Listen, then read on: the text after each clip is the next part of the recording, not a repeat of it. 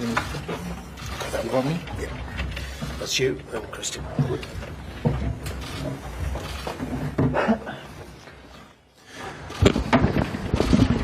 Hi everyone, welcome to our pre-match press conference for our game, Europa League game against Sevilla tomorrow evening. Let's start with Damish. Hi, Eric. Thank you. This concerns, sorry, just on the players that you've got travelling with you, Shaw, Sabitzer, Malacia and Rashford. Are they all available to be involved, and can they start the game? They are available because that's why they are in the airplane. But I will take my decisions tomorrow. Today we are training. We will see what the reaction is, and then tomorrow we will take the decision. Is Luke Shaw one that you'll have to make a particular decision on, given the issues you have in central defence on Sunday? We have to, for all, we have in particular take decisions. Simon Peach. Question for both of us. Okay, Eric, with Rashford, were you surprised at the speed he's recovered, and would he be available to start the game? And for Christian, how important would progressing in this competition be to Manchester United, and how do you view the tie after the first leg? As I said, all the players, you want to always keep all the players fit. So that is always an objective, besides, of course, the main objective, win the game.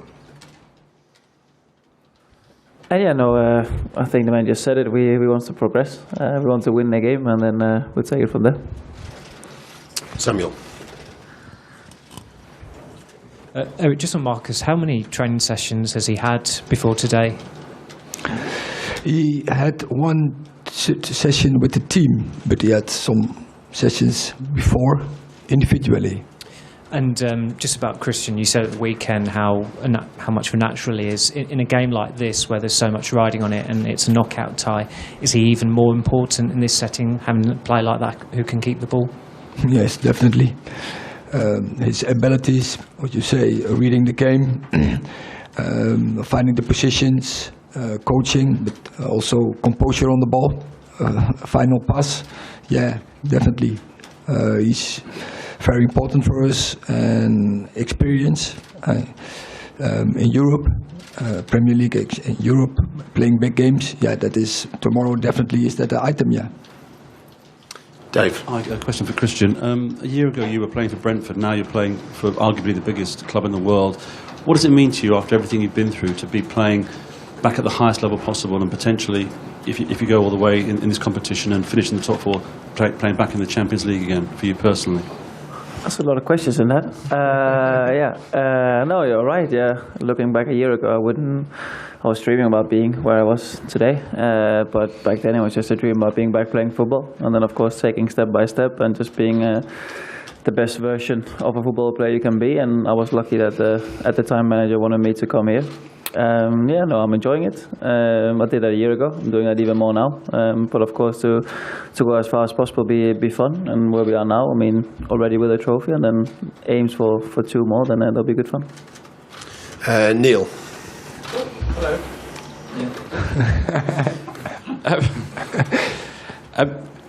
Could I just ask, were you confident that you were able to play at this level with a club of the size of Manchester United when you came back?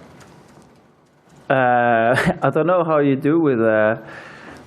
I think it's a wrong question, because I mean, football is football. It doesn't matter where you play. And for me, it's always been the same. If you play for United or you play for Brentford, you go on a football pitch to play football. So I think it's taking the question into an account that it's just everyone on the pitch is football players. And Eric, have you maybe put unnecessary pressure on yourself because of the second half in the first leg?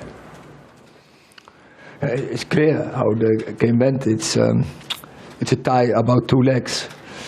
I think we play over 60 minutes quite well, and then the last 30 minutes we dropped the level, and we became passive. It's not acceptable. We know that, and you see what happened when you are playing a game for only 60 minutes. You can't do it, and when you do it, you get punished. So we have to be aware of it. And I think the lesson we spoke about, we have taken the lesson on Sunday, and then you have seen a different Man United. But tomorrow we have to go again. Laurie. Hi, question for Christian, if that's okay.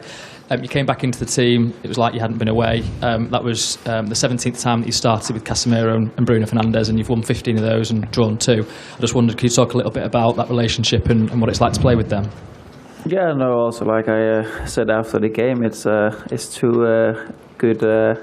two very good football players, so it's for me easy, and I think for anyone to really fill in the extra gap between them has been easy. So no, it's been good, and like I said, I didn't even know we had that many games without losing, but obviously that's something that in the future when Bruno's not suspended, we're gonna keep going. Adam. Christian, quite similar to Laurie's question there. Casemiro and Bruno, you've built up that relationship with them. In your career, where does that rank that midfield in terms of what you've played with? And also Bruno Fernandes missing tomorrow, how important is that going to be, and how much are you going to miss him in a big game and a big occasion like tomorrow night? First question, I think this midfield is one of the best I've been part of. Obviously, I've been earlier in my age a bit further up the pitch, so I was even more of a striker than a midfielder, but still dropping down, of course. But I think midfield-wise, it's probably one of the best I've been in. I'm missing Bruno tomorrow. I mean, it'll be like when I was away, somebody else had to pick my duties up, and it'll be the same for Bruno tomorrow, who's going to pick up the gap that he's leaving behind. Quickly, Erik, also, I know you talk about concentrating on your own game, but does it give you any added incentive that a good finish to this season will also stop Manchester United's local rivals, Manchester City, equaling our record of completing the treble? Has it been talked about within the club about how important that is to the fan base, that if we had the chance we could stop them doing that as well? We think about our games and about winning our games, and we are not thinking or dealing with that. We have to improve our game and win our game and our next game, so we don't go into that we get distracted from issues like that. No, we have to win games. We want to become every game better, and we want to compete with the best, but therefore we have to progress, and we know we have to progress even more. Flex. Erik, we've seen some reports of David potentially getting a new deal at the club to stay on. What do you think his best attributes are as a keeper, and what are the most important attributes for a goalkeeper to have? Stopping goals. Avoid goals. That is the main job from a goalkeeper, and you can do it in many more ways. Everyone has his own particular style, and nowadays also in possession is become more and more important, especially I think on top levels, because there you take control. It's more difficult for an opponent to get pressure on an opponent, and so you concede less chances. But in the end of the day, it's about stopping goals. So stopping shots, stopping crosses, stopping one-on-ones, etc. So that is like more the classic goalkeeper. And I think David is a really multifunctional and a really complete goalkeeper. And so we are very happy with them. And just a quick one for Christian. Everybody's talking about how you've played so well with Bruno and Casemiro, but Sabitzer has done really well as well. Are you looking forward to forming a relationship with him also? And are you looking to be as adaptable as Bruno was in your absence, maybe playing further up the pitch and doing different roles?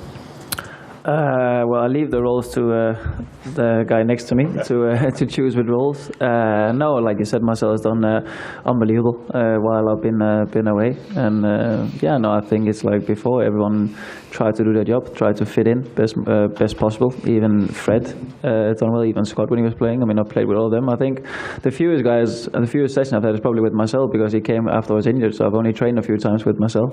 But no, he's a very good player. Rob. Hi, Erik, you mentioned last week after the game that you felt like a couple of your players had got into individual battles with their players and it had helped warm them up, and that's how they'd managed to finish the game so strongly. Given that you're going to play in quite a hostile atmosphere tomorrow, is that a conversation that you've had with the players, that they need to manage the crowd as well, and those little moments to avoid warming them up again. But I said there's also in the development of our team, we have to emotion. You have to use it as a tool, but you have to control it as well, and you have to put it in the right moment. So the timing from that is important, and that is in big games especially. You have to know when you use it and when definitely not. And so in general, I make that point, and last week we did as well. Focus on the game. Focus about playing the best game you can as a team and as an individual. Spanish media at the back.